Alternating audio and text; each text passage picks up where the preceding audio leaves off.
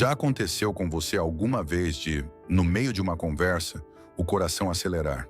Você sente o calor subir ao rosto e de repente aparece uma necessidade quase incontrolável de ter a última palavra. Nesse instante, algo se retorce por dentro. O que começou como uma conversa normal se torna um campo de batalha, e a caridade costuma ser a primeira vítima. Você acredita que está defendendo a verdade, a justiça, talvez até a sua fé. Mas e se, justo nesse momento, você estivesse caminhando direto para uma armadilha? Não uma armadilha evidente, mas uma rede fina, colocada com paciência, desenhada para roubar sua paz interior, quebrar a unidade e arrastar você para uma espiral de orgulho e de ira. Santa Faustina Kowalska, em suas Vivências Místicas com Jesus Cristo, aprendeu a reconhecer estas situações com uma clareza cortante. Ela viu que há condições espirituais e emocionais em que discutir não só é inútil, é perigosíssimo para a alma. Imagine entrar em uma igreja cheia de pessoas, cada uma defendendo sua postura aos gritos. Respira-se tensão, ruído, confusão. Agora imagine Jesus no centro, em silêncio, olhando como seus filhos se despedaçam com palavras. Faustina percebeu essa realidade e compreendeu como o inimigo atua precisamente aí, no debate aceso, alimentando-se da discórdia e crescendo com cada frase lançada a partir da raiva. E aqui vem o que pode mudar você por dentro. Ela recebeu uma mensagem muito concreta.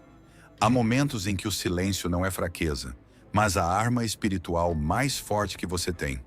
Quantas vezes você terminou uma discussão sentindo-se vazio, irritado, separado do outro, longe da paz de Cristo, embora ganhasse o argumento? E se essa sensação fosse o sinal mais claro de que alguém roubou algo de você? E se o verdadeiro objetivo nunca fosse o tema da discussão, mas a sua paz? Fique conosco, porque no próximo passo vamos entrar na primeira regra de discernimento que ela aprendeu e que te ajuda a saber quando calar é obedecer a Deus. A primeira regra é simples, mas demolidora quando você a aplica na vida real. O Espírito de Deus habita na paz, enquanto o espírito do mal habita na perturbação. E aqui não falamos de uma ideia bonita. Falamos de um sinal concreto para reconhecer o que está acontecendo dentro de você quando uma conversa esquenta. O inimigo, por definição, é o que divide, o que separa, o que quebra a unidade. Ele sabe que não pode tocar em você quando você está em oração serena, quando seu interior está ancorado na calma e na paz divina. Então, e o que ele faz?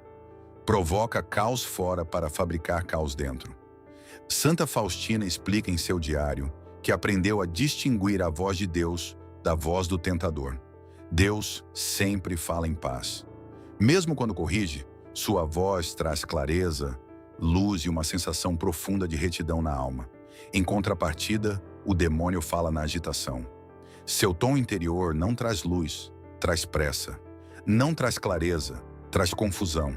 Não convida na reflexão, ele empurra você para reagir, para agir de imediato, sem silêncio, sem exame, sem presença de Deus. E essa diferença, por simples que pareça, é a chave para saber quando jamais se deve entrar em uma discussão. Porque a condição proibida para discutir é precisamente essa, a agitação da alma. Quando você ou a outra pessoa estão dominados por emoções descontroladas, a razão adormece e o orgulho desperta. E então a conversa já não é diálogo. Torna-se choque de egos. Torna-se um terreno perfeito para que a discórdia cresça, para que a caridade se apague, para que a paz se perca sem que você perceba. Quantas vezes você começou acreditando que defendia o correto e terminou sentindo-se confuso, drenado, irritado, longe de Cristo? E se essa sensação fosse a prova mais clara de que não era um combate pela verdade, mas um assalto à sua paz interior? E aqui vem o ponto que mais custa aceitar. Nesses momentos, o inimigo não precisa que você perca o argumento. Basta que você perca a paz. Basta que a caridade morra.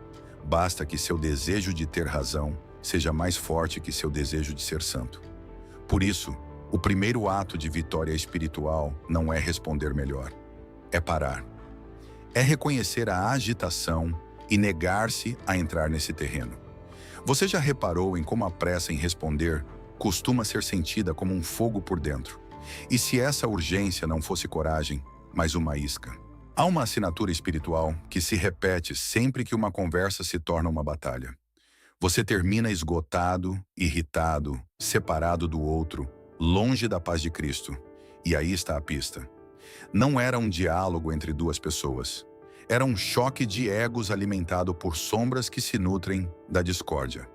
Nesse clima, discutir sem paz é como abrir a porta da sua fortaleza interior e entregar ao inimigo as chaves do seu santuário.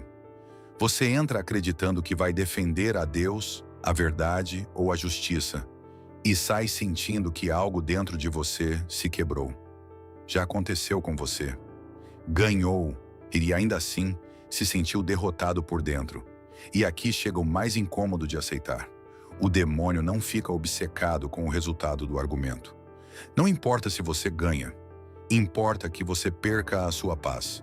Importa que a caridade morra. Importa que você se concentre tanto em estar certo que se esqueça de ser santo. Essa é a armadilha. Porque se para demonstrar que tem razão, você esmaga seu irmão com palavras, embora sua lógica seja impecável, algo infinitamente mais valioso terá ficado ferido. Seu testemunho, sua semelhança com Cristo, sua capacidade de amar no momento exato em que mais custa.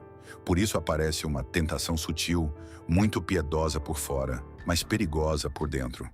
A ideia de que você é o advogado de Deus, que se você não impuser a verdade à força de volume, de insistência ou de argumentos, então a verdade perde.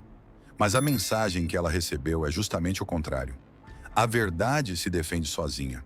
E quando você age como se ela dependesse da sua agressividade, no fundo está revelando outra coisa. Uma falta de confiança em que Deus pode sustentar sua própria verdade sem a sua violência. Você não sentiu essa urgência de responder, como se caso você se cale, tudo desmoronasse, e se essa urgência não fosse zelo santo, mas uma isca. Assim, olhe para você com honestidade. O que você ganha realmente se vencer nessa discussão? Mais paz, mais humildade, mais amor, ou apenas essa satisfação momentânea do seu ego, esse aplauso interior que dura segundos e depois deixa um vazio? Porque esse é o salário do inimigo. Fazer você acreditar que a vitória é ter razão, quando a vitória cristã é conservar a caridade. Quando você se encontra diante de alguém obstinado, fechado ou diretamente agressivo, insistir em argumentar não é coragem espiritual, é um erro. Porque nesse momento, você já não está dialogando em terreno de paz, mas pisando em um campo minado, onde o orgulho e a provocação ditam as regras. E aqui entra uma imagem que muda tudo. Lembre-se de Cristo perante Herodes. Herodes não buscava a verdade, buscava espetáculo, curiosidade maliciosa, deboche. E perante essa mistura venenosa, Jesus não pronunciou nenhuma só palavra, não discutiu, não se defendeu. Seu silêncio foi a pregação mais eloquente e deixou Herodes desconcertado. Esse silêncio não foi vazio, foi presença, foi santidade sem ruído, foi um muro invisível que frustrou os acusadores, porque lhes tirou o alimento que queriam. Há pessoas que, quando discutem, não buscam compreender, buscam dominar, buscam empurrar você para reagir, para perder a calma, para descer ao lamaçal. E se você desce, embora tenha razão, já aceitou jogar com cartas marcadas. Por isso este ensinamento bate tão forte. Há momentos em que falar é como lançar pérolas onde não serão recebidas, como advertiu o Evangelho. E o silêncio, em contrapartida, preserva a dignidade da verdade, enquanto uma discussão acesa a degrada. Imagine a cena como um tribunal. O acusado permanece em silêncio enquanto falsas testemunhas lançam acusações. O juiz espera uma defesa. E, no entanto, o acusado não diz nada. Não porque não possa falar, não porque não tenha argumentos, mas porque sabe que há batalhas que não se ganham com palavras. Ganham-se com o poder devastador do silêncio santo. Esse silêncio diz sem dizer: não preciso me justificar, porque a verdade é sua própria defesa.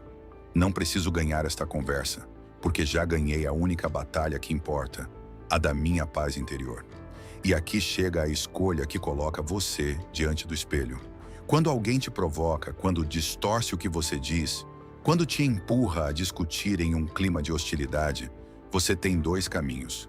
Pode descer à arena e lutar nos termos deles, ou pode manter-se em um terreno mais alto, no reino da paz, e deixar que o seu silêncio seja a sua resposta. Que caminho você escolhe normalmente? Já se perguntou quantas discussões você ganhou e ainda assim perdeu a paz, perdeu a caridade, perdeu a semelhança com Cristo? Há uma ferida que dói de uma maneira diferente. Não é a discussão aberta, mas a acusação injusta, a calúnia, o julgamento precipitado. Esse momento em que alguém te atribui uma intenção que você não tinha, te pinta como o que você não é, e você sente o peito queimar por dentro porque quer esclarecer tudo em um minuto. Quer defender seu nome, quer que o outro saiba a verdade agora mesmo. E, no entanto, aqui aparece outro ensinamento difícil, quase contracultural, que Santa Faustina aprendeu no terreno mais duro. Quando te difamam, o silêncio humilde pode ser uma oferta que desarma o inimigo, porque o primeiro impulso é completamente humano. É um instinto de autoproteção. É normal querer se explicar, se justificar, corrigir cada detalhe. Mas o problema não é querer a verdade. O problema é o estado da alma a partir do qual você responde. Se dentro de você já há agitação, se já está dominado pela raiva ou pela ansiedade, suas palavras, embora sejam corretas, levarão esse veneno. E então você não tenta apenas limpar a sua imagem, sem perceber, alimenta o incêndio. Dá ao conflito mais oxigênio, dá ao outro mais motivos para continuar. E, acima de tudo, rouba de si mesmo a paz que Cristo quer guardar para você. Faustina compreendeu que há um instinto mais alto, um instinto sobrenatural. Não consiste em deixar passar o mal por covardia, mas em entregar a dor a Deus com humildade, em aceitar que nem tudo se resolve à força de explicações, em permitir que exista um silêncio que abra espaço para a graça. Esse silêncio não diz estou de acordo, diz não vou perder a minha alma para defender o meu orgulho. Diz minha dignidade não depende da sua opinião. Diz meu juiz é Deus e eu fico na paz dele. Pensa nisto. Quando você responde a uma acusação a partir da pressa, raramente convence o outro, mas quase sempre se desgasta.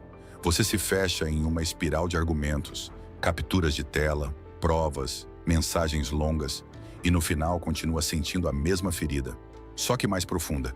E se o objetivo real dessa calúnia não fosse destruir a sua reputação, mas arrastar você para uma guerra interior, onde você perde a calma, perde a ternura, perde o controle.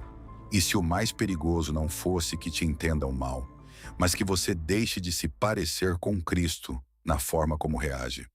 O silêncio humilde vivido como oferta cria um vazio, um buraco que o inimigo odeia porque ali ele não pode se segurar. Não pode te empurrar, não pode te provocar, não pode conduzir a sua alma com o fio da ira. E esse vazio, precisamente, é o espaço onde Deus pode atuar. Pode tocar seu coração, pode purificar a intenção, pode defender você de maneiras que você não controla, pode corrigir a verdade sem que você tenha que se sujar na lama. Você não viu às vezes como, com o tempo, a verdade aparece sem que você tenha que gritar. Você não sentiu que algumas batalhas, quando você não as luta, se esvaziam sozinhas? E aqui fica a pergunta mais direta. O que você realmente precisa salvar nesse instante? Sua imagem ou sua alma? Sua reputação imediata ou sua paz? Seu orgulho ferido ou sua caridade? Se hoje você escolhesse o silêncio como sacrifício, acredita que perderia algo? Ou acredita que, pela primeira vez, ganharia liberdade? Agora chegamos ao mais prático, porque tudo isso não é teoria para admirar de longe. É uma tática espiritual.